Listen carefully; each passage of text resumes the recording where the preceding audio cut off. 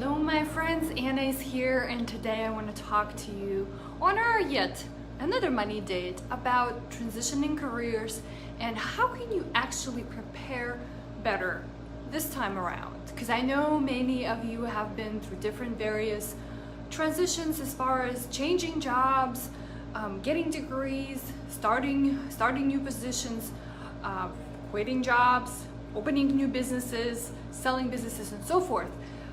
But let's talk about financial steps that you can take. And I'm not just talking about how to allocate properly your spending and your expenses and your income, but what are some of the other decisions you make that are going to have financial ramification on what you're trying to accomplish. I welcome you to the Money Date. Hopefully you've had an amazing week. Now, before I jumped into talking about some of the tips I have for today's discussion, I want to remind you about giving yourself an opportunity to step back out of our busy, crazy lives and pause and reflect about how are you doing with your baseline finances. I talk about this all the time, but is your system flowing? This is the main piece. You know where everything is at, you know how much money is in each of your accounts, and you are not stressed out. What I want you to think about beyond that is how can you add additional layers of complexity so that you can expand your horizon, right? And that's why I'm talking about these various topics on our money dates.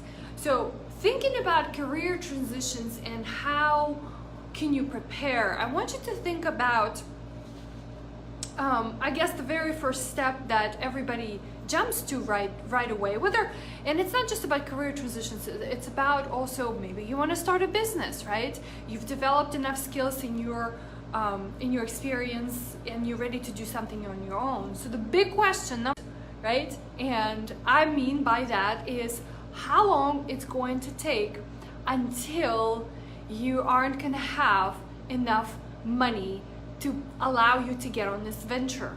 Some of you already are jumping into this transition. Some of you contemplating that. I have plenty of clients. Hi Mario, good to have you here.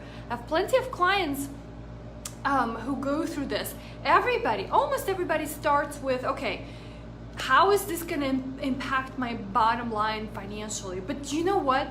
There are other aspects to this, not just the financial side. Now, you have to address, so you should, I recommend, you don't have to do anything, totally up to you. My advice is for you to consider looking at this from a financial lens. One of the things that I've seen successful for my clients is creating a future budget or future spending plan. I don't like budgeting, I like spending.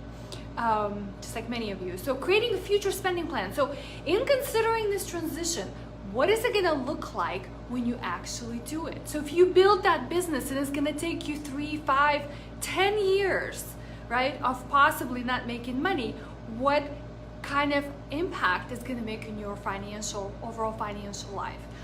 So step back and look at what is your float. So what is the bottom line? And if your cushion is not thick enough, how can you improve on that? What can you do now to make sure that you are ready for that transition? I know that sometimes these transitions just happen. You may lose your job and you're forced to put yourself out there. So think about what skills can you work on, right? In terms of getting yourself out there so that you can generate enough income. No matter what the transition is, it always comes down to this financial aspect of it. And I think that when we find ourselves in those shoes, sometimes we make not so good decisions. So put everything aside and look at this globally. Have a conversation, right? If you have a spouse or partner, have a conversation with them. Because that leads me to my point number 2 is, how can you maximize? So whatever it is you're doing, whether you're starting a business, right, or you have a side hustle on the side, or you are going to take another job or start another career, or you're considering going to a university or college to get another degree. So by doing all of that, how can you maximize your earning potential? That's the big question. And it's not only about how much money you're going to make at the end of the day. Is it going to be a bigger salary? Hopefully. Is it going to be bigger profits in your business if that's what you're building? but also what kind of lifestyle are you building for yourself? Why are you making this transition? And that's the underlying question about maximizing what you're actually going to do.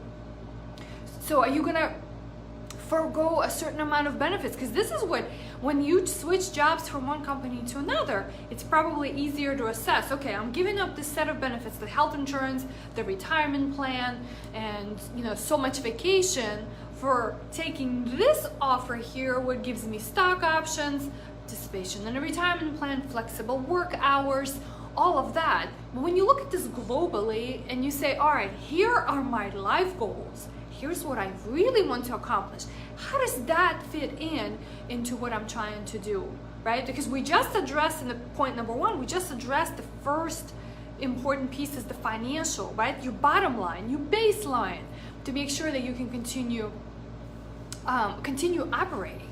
So think about the why, right? And maybe I should switch these points and have you start with figuring out why are you doing. And there are tons of reasons that could exist for that.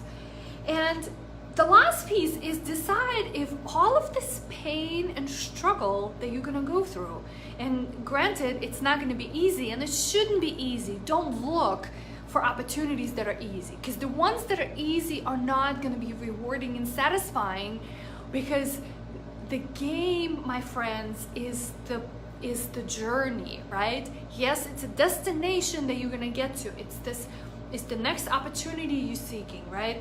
But why are you doing it? And it's the process of you going through. So how much pain are you going to accept? This pain can be in taking less compensation. If, for example, in my case, I worked in the company and then I was allotted an opportunity to purchase a business. So my pain was the transitioning into the business ownership, pain financially, right? And all of the other aspects of becoming a business owner. If you're changing careers, right? If you're changing jobs, right? Learning new skills. So how much of that are you willing to take on so that at the end of the day, this reward that you're seeking, right? And it's not just money, because it's not the ultimate goal. How much pain are you willing to take?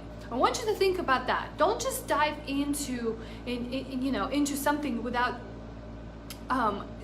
giving proper thoughts, because what you're gonna do and what ultimately will happen is that you're not gonna follow through. And the number one reason you won't is because your why is not strong enough. If you can identify that and sort of build around it with the financial piece, meaning you know how much dollars you need to survive. Do you have a support system? Do you have friends and family? Do you have a partner or spouse that perhaps you may be short financially, but they can help you with achieving that? So look at everything globally, because, and I see this a lot, we get a lot of clients come through our doors to say, all right, here's what's happening, right? I'm considering this transition, but everybody for some reason ultimately starts at the financial piece. I know you have to figure out the numbers, but numbers are easy to figure out. They're, you calculate them, right? But you gotta come up with the back end. You gotta answer the question of why you want to do this. Let me know your thoughts or ideas. Let me know if you are going through a transition. If you're watching this live, appreciate it. Thanks for jumping on. If you're catching this in replay, let me know.